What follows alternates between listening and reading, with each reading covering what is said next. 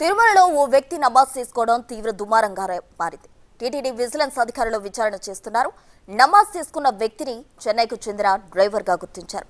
అతన్ని పట్టుకునేందుకు గాలింపు చర్యలు చేపట్టామని తిరుమల 2 టౌన్ పోలీసులు తెలిపారు.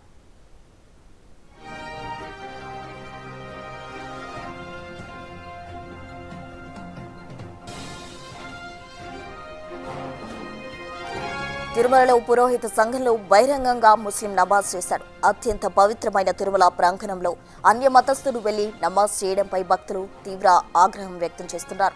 నమాజ్ చేస్తున్న దృశ్యాలు సీసీ కెమెరాలో రికార్డైనా కూడా అక్కడ ఉన్న ఎవరూ పట్టించుకోలేదని, ఇది సెక్యూరిటీ సిబ్బంది నిర్లక్ష్యమే అని అధికారులు తెలిపారు. అతను కావాలని చేశాడా లేదా అమాయకుడా అన్న కోణంలో పోలీసులు విచారణ జరుపుతున్నారు.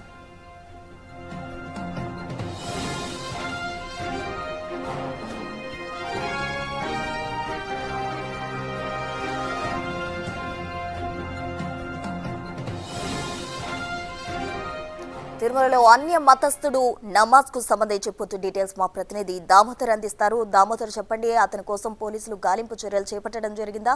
అతను ఎందుకు కావాలని చేశాడా లేదంటే తెలియకుండా చేయడం జరిగిందా?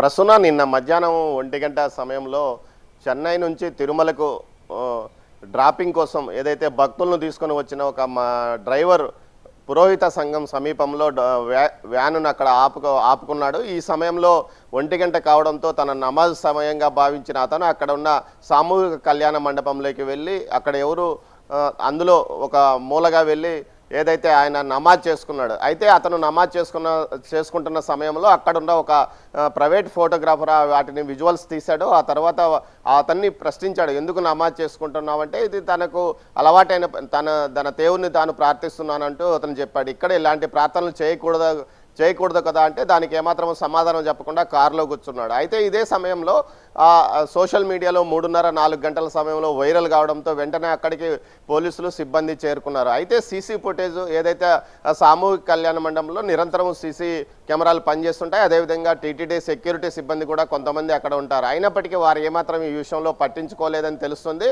అదేవిధంగా పోలీసులు కూడా క్షేత్రస్థాయిలో ఉన్నవారు నిర్లక్ష్యంగా వ్యవహరించడం, అక్కడున్న సీసీ ఫుటేజ్ కమాండ్ కంట్రోల్ రూమ్లో నిరంతరము ప్రత్యక్ష ప్రసారం లాగా రికార్డ్ అవుతుంటున్న నేపథ్యంలో వాటిని ఎందుకు వారు పట్టించుకోలేదన్న ప్రశ్న ఉదయిస్తుంది. మొత్తం మీద చూస్తే క్షేత్రస్థాయి సిబ్బంది నిర్లక్ష్యం ఫలితంగానే గతంలో కూడా ఈ మధ్య కాలంలో టీటీడీలో అనేక అవకతవకలు ఏదైతే పైకి ఏదైతే ఇటు గతంలో అయితే బిర్యానీ కూడా పైకి రావడం జరిగింది. అదేవిధంగా మరోసారి ఏదైతే డ్రోన్ కెమెరాలు పైకి రావడం జరిగింది. ఈ విధంగా నిషేధిత వస్తువులన్నీ పైకి వస్తున్నాయంటే ఖచ్చితంగా క్షేత్రస్థాయిలో సిబ్బంది నిర్లక్ష్యంగా పనిచేయడమే కారణమని అధికారులు అంటున్నారు. మొత్తం మీద నిన్న జరిగిన వ్యవహారం పైన ఇన్ఛార్జ్ సివిఎండిఎస్ఓ తిరుపతి ఎస్పీ అయిన హర్షవర్ధన్ రాజు ఘటనా స్థలానికి చేరుకొని పరిశీలించాడు. ఆ తర్వాత అక్కడున్న సిబ్బందిని ప్రశ్నించాడు. దీంతోపాటు ఆ కారు నెంబర్ ఆధారంగా ట్రేస్ చేయడానికి పోలీసులు ప్రయత్నిస్తే కారు ఒకరిది, అందులో రికార్డ్ అయిన నెంబర్ మరొకరిదిగా గుర్తించారు. మొత్తం మీద అయితే తమిళనాడు పోలీసులకు అదేవిధంగా తమిళనాడు రవాణా శాఖ అధికారులకు కూడా ఆ నెంబర్ ఇచ్చి ఆ కారును ట్రేస్ చేయమని కూడా కోరారు. మొత్తం మీద తమిళనాడుకు చెందిన ఒక కుటుంబాన్ని స్వామివారి దర్శనానికి తీసుకొచ్చిన సమయంలో డ్రైవర్ ఈ విధంగా వ్యవహరించాడని తెలుస్తుంది. దీంతోపాటు సంబంధిత ఏదైతే 2 టౌన్ పోలీస్ స్టేషన్లో కేసు నమోదైంది.